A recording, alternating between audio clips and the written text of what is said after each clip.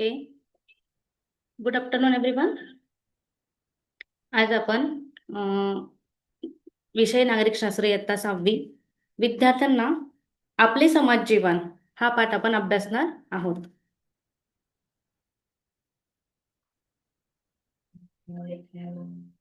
तर मानव उत्क्रांती.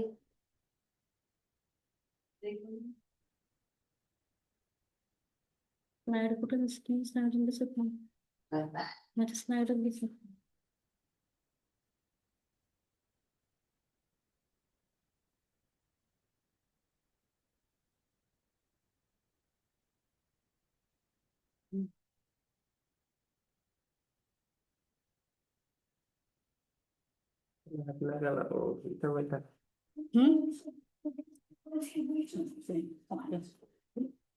तर आज आपण मानव उत्क्रांती बघणार आहोत. आपण मागच्या इयत्तेत शिकलेलो की मानव उत्क्रांती म्हणजे काय, बरोबर?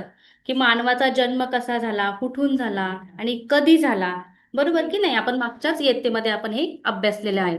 म्हणजेच मानव उत्क्रांती म्हणजेच मानवाची उत्पत्ती ही कशा प्रकारे झाली, तर जैविक विकास, आधुनिक मानव, त्यात आधुनिक मानवापर्यंतचा प्रवास, जो कोट्यवधी वर्षांपूर्वीच्या सामाजिक पूर्वजांपासून सुरू झाला, बरोबर? की ज्यात गोरिल्ला, चिपांजी सारख्या प्राण्यांसोबत आपले मूळ आहे.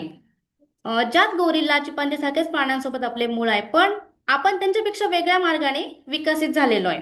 तर यात अनेक प्रजातींचा, जसे की ऑस्ट्रालोपिथिकेस, होमो इरेक्टस यांचा समावेश होतो, ज्यातून अखेरीस होमोसेपियन्स म्हणजेच आपण उदयास आलोय. मग ज्याचाच अभ्यास आपण कशामध्ये केलेला असतो? पुरातत्वशास्त्र, जीवशास्त्र, डीएनए विश्लेषण यांसारख्या आपण शाखांमधून करतो. मग त्याचप्रमाणे आता आपल्याला आज काय बघायचं आहे, तर आपण आज बघणार आहोत आपले समाज जीवन. तर आपले समाज जीवन हे कशा प्रकारचे होते?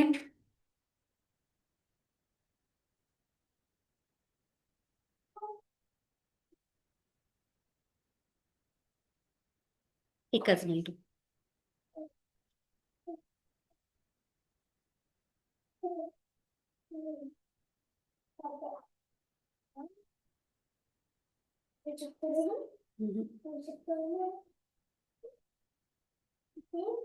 एकच मिनिट. प्रॉब्लेम होतो.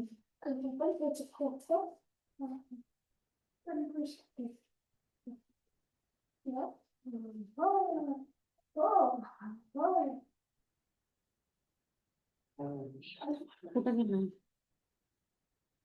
महाराष्ट्रातील समाज जीवन पण बघणार आहोत. आपले समाज,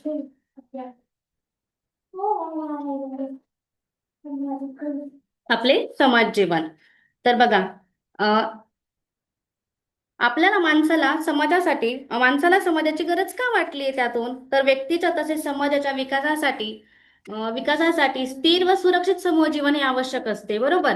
तर त्याचप्रमाणे भटक्या अवस्थेतील माणसाला स्थैर्य व तेव्हा सुरक्षितता होती का, तर नाही. तर पण समूहात राहिल्याने माणसाला सुरक्षित मिळते याची जाणीव झाल्याने माणूस हा कसा राहिलाय, आता संघटितपणे जगू लागलाय. तर त्याचप्रमाणे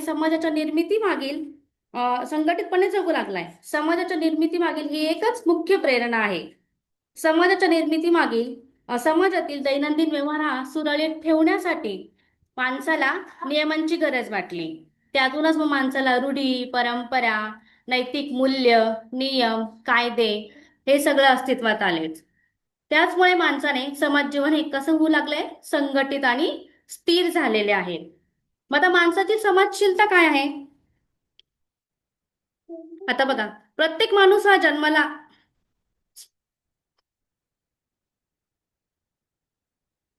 प्रत्येक माणूस हा जन्माला आल्याबरोबर लगेच सगळ्या भाषा त्याला अवगत असतात का, तर नाही. प्रत्येक माणूस हा स्वभावतात समाजशील आहे, बरोबर? आपल्या सर्वांना एकमेकांसह सर्वांच्या सोबतीने आणि माणसांमध्येच राहायला आवडते. सर्व समावेशात राहणे ही जशी आनंदाची बाब आहे, तसेच ती आपल्याला आपली गरजही आहे. आपल्या अनेक गरजा असतात, म्हणजे जसे की अन्न, वस्त्र, निवारा, ह्या आपल्या काय झाल्या, शारीरिक गरजा आहेत. तर त्या पूर्ण झाल्या की माणसाला काय मिळते, स्थैर्य मिळते, बरोबर? जसे की आपल्या काही भावनिकही गरजा, स्थैर्य मिळते, परंतु माणसाला तेवढेच पुरेसे आहे का? तर नाही. या सगळ्या आपल्या कुठल्या गरजा झाल्या आहेत? भावनिक गरजा झाल्या आहेत. आणि मानसिक गरजाही असतात त्याचप्रमाणे. उदाहरणार्थ सुरक्षित वाटणे ही आपली भावनिक गरज आहे.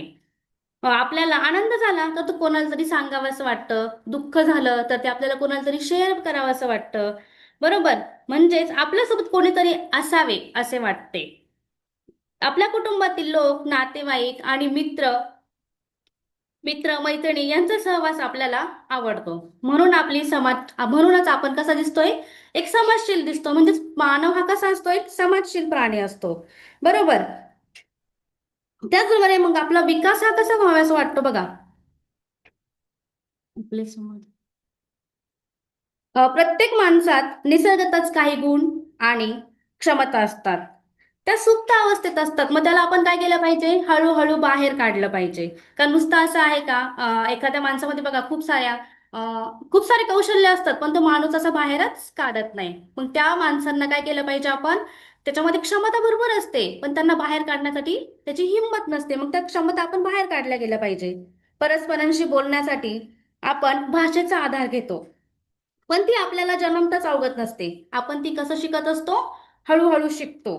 घरात जी भाषा बोलली जाते तीच भाषा आपण सुरुवातीला शिकतो.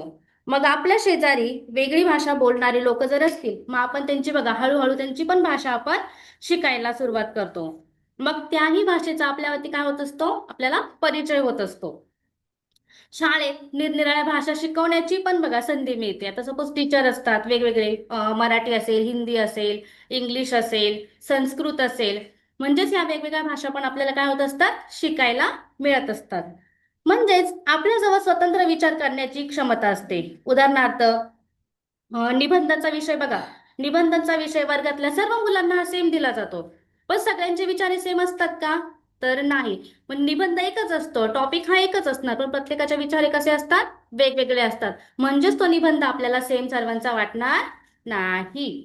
कारण त्यातील विचार हा वेगळा असतो. म्हणजेच आपल्या भावनिक क्षमता आणि विचारशक्ती समाजामुळे वाढीस लागतात. विचार मांडण्याची आणि भावना व्यक्त करण्याची संधी पण आपल्याला कोणामुळे मिळत असते? समाजामुळेच मिळत असते. आता समाज म्हणजे काय तर बघा.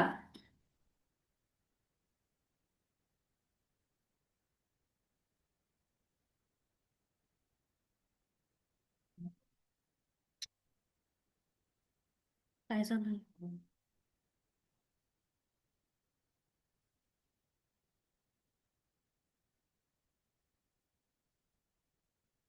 आता समाज म्हणजे काय? तर समाजात बघा आता सर्व स्त्री पुरुष, प्रौढ वृद्ध, लहान मुले मुली यांचा समावेश असतो. म्हणजेच आपली कुटुंब ही काय झाली? समाजाचा एक भागच झालाय, घटक म्हणता येईल आपल्याला त्याला. मग समाजामध्ये विविध गट, संस्था, त्याचबरोबर संघटना या अस्तित्वात असतात. म्हणजेच लोकांमधील हे परस्पर संबंध, परस्पर व्यवहार, त्यांच्यातील देवाणघेवाण यांचाही समावेश आपल्याला समाजामध्येच होत असतो. माणसांच्या झुंडी किंवा गर्दी म्हणजेच काय झालंय? समाज नाही, तर ती काही समान उद्दिष्ट साधण्यासाठी जेव्हा लोक एकत्र येतात, तेव्हा त्यांना आपण काय म्हणू शकतो? समाज. मग समाजाचे दैनंदिन व्यवहार हे कसे असतात? बघा आता समाजामध्ये आपल्याला आपण कसं असतो? टीव्हीतून आपल्याला हे बघायला भेटतं बघा. काय म्हणता येईल आपल्याला त्याला? न्यूज वगैरे आले. न्यूज वेगवेगळ्या घडामोडी घडत असतात. मग या सगळं एकाच माणसाला कळणार आहे का? तर नाही. ते समाजामध्ये सगळेजण एकत्र राहून ज्या काही वेगवेगळ्या गोष्टी घडतात, त्यांना आपण काय त्या कशाशी निगडीत असतात? त्या समाजाशीच निगडीत असतात. मग समाजाचे अस्तित्व टिकवून ठेवण्यासाठी ही व्यवस्था काय करावी लागते? आवश्यक असते. उदाहरणार्थ अन्नाची गरज पुरवण्यासाठी शेती करणे आवश्यक आहे. त्याचबरोबर शेतीशी संबंधित सर्व कामे पार पाडण्यासाठी आपल्याला विविध संस्था या निर्माण कराव्या लागतात.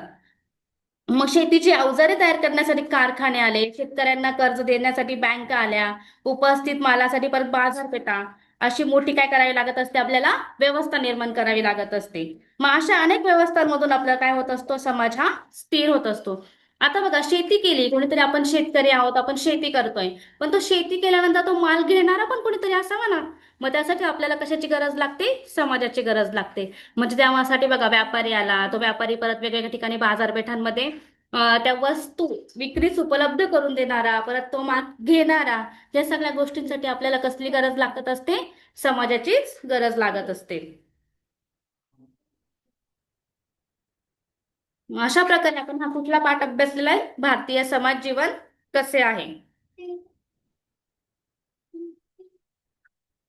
मग आता मी काही प्रश्न विचारते तुम्हाला. आपल्या मूलभूत गरजा कोणत्या आहेत? कोणी सांगू शकेल?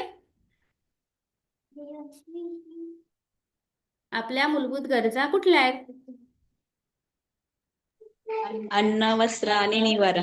Okay, very good. पण या व्यतिरिक्त पण आपल्याला अजून काही गरज लागते, माहितीये? शिक्षण आणि आरोग्य. आरोग्य, बरोबर. आपल्याला कुणाचा सहवास आवडतो? सगळ्यात जास्त आपल्याला कुणाकुणाचा सहवास हवा असं वाटतं? आपल्या फॅमिलीमध्ये आपल्याला कोण कोण भेटतं? कुटुंबातील कुटुंबातील लोक. लोक असतात, नातेवाईक असतात, मित्रमैत्रिणी असतात. अजून काही जिथे आपण बाहेर जाऊ तिथे पण अजून आपल्याला संघटना भेटतात, काही संस्था भेटत असतात. त्यांच्याशी पण आपण काय करत असतो? डिस्कशन करून, चर्चा करून, त्यांच्याकडून जे जे काही अजून आपल्यासारखे घेण्यासाठी असतो, माहितींची देवाणघेवाण करण्यासाठी पण आपल्याला कशाची गरज लागते? समाजाची गरज लागत असते. समजलाय पाठ? ओके.